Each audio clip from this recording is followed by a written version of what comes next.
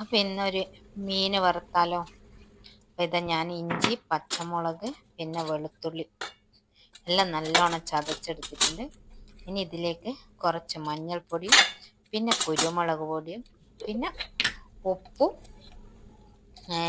മുളകും. അപ്പം ഇതിൽ കൂടുതൽ വേണ്ടത് കുരുമുളക് പൊടിയാണ്.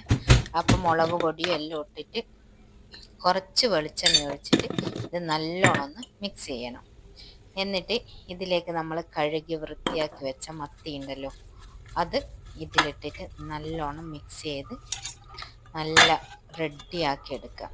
അപ്പോൾ ഇതാ ഞാനിതാ മത്തിയെല്ലാം ഇട്ടിട്ടുണ്ട്, നല്ലോണം മിക്സ് ചെയ്ത് റെഡിയാക്കിയിട്ടുണ്ട്.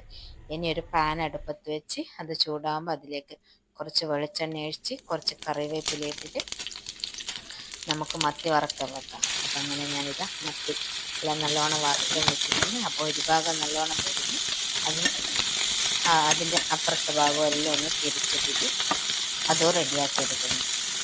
അപ്പോൾ പിന്നെ ഇത്രയേ ഉള്ളൂ. Bye bye.